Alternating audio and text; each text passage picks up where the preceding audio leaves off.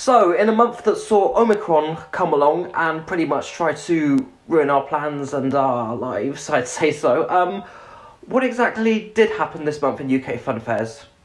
Let's find out.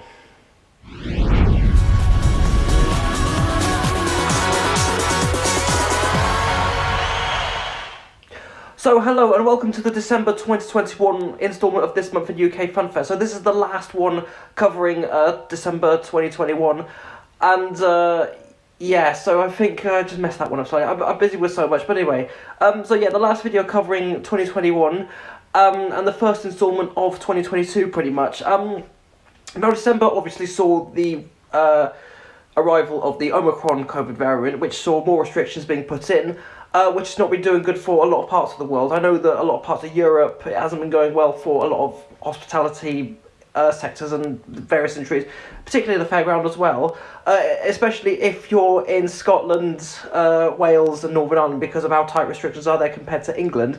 And I just want to get this off of my chest that I find it absolutely hilarious, is the fact that the Scottish government urged Scots not to travel to England to go to nightclubs to celebrate New Year's. I just find that hilarious. I'm sorry.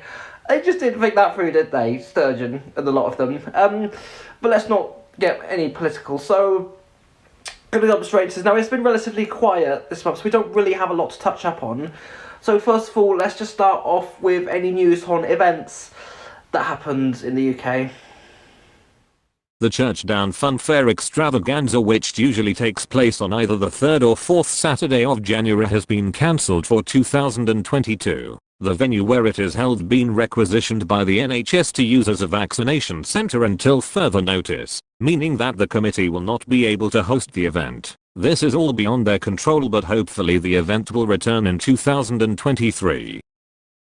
The Irn-Bru Carnival held in Glasgow, which returned for the first time in 2 years, opened to the public on the 22nd of December and was originally supposed to run until the 16th of January. However, following an announcement from the Scottish Government on restrictions, the event ended up closing doors on Christmas Eve. Full details on this can be found on the Irn-Bru Carnival Facebook page, but this is an absolutely huge blow for the event.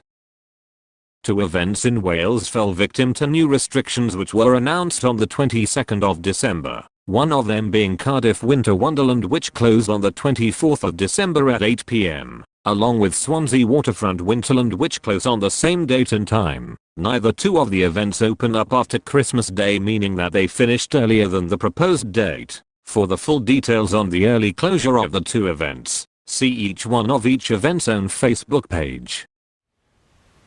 And let's take a look at some news regarding new rides coming to the UK.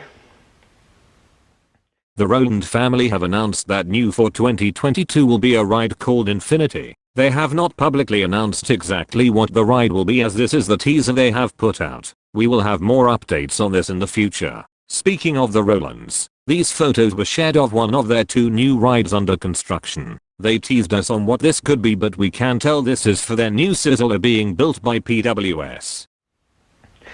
And finally, let's go on to some ride changes. Now, we don't have a lot to touch up on the first 3. The first 3 that we do report on, we don't actually have any further information on. For example, where they will be opening after the new. I would expect some point in the spring, depending on how things go with restrictions. But first 3, we don't really have a lot to touch on, so we'll just keep them as brief and then just move on. So anyway, let's have a look at the ride changes. Elliot Crow has sold his Safeco Jump and Smile named Crazy Frog to Edward Evans. Brothers Freddie and Thomas White have sold their Cadoxton Roundup named Energy to Gareth Thomas. Alan and Jordan Cowie has purchased the Schiff roller coaster named Thunder Mountain from Daily Harness. Another Cadoxton Roundup sold was this one called Remix, which is owned by Asa Puller before being sold to Aaron Boswell. The ownership change took place in November, but it wasn't reported until December. The Jungle Fun House, owned by Macaulay Hart and Marissa Locke, has been sold to David Taylor. The attraction made its first outing under David's ownership at the Irn-Bru Carnival at the SEC, which closed earlier than the proposed date. An octopus ride built by Lucent 1949, which was last owned by Ben North since May of 2019, has only recently been scrapped. The ride will feature Inquest Scrap Kings who filmed the ride being taken away. It's been said that the episode has already been aired, but we do not have a date of when this was. It has been revealed that Kalen Mullen has purchased a Safeco Crazy Frogs called Don Sapo from the Guerrero family in Spain. The ride made its first outing with Kalen at the Tinseltown event at the Trafford Centre in Manchester. The name Don Sapo translated from Spanish as Mr. Toad into English. And with all that, let's go back to the studio. And that's it for the December 2021 instalment of This Month in UK Funfairs. So now that we are in 2022, let's just wait and see what happens.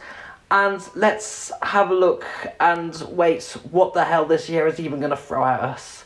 Because it's been unpredictable lately. I mean, literally anything could happen.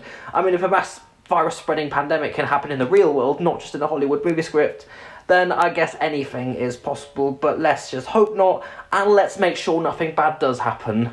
So on that note, thank you so much for watching this episode of This Month in UK Funfairs. Goodbye for now, and see you later.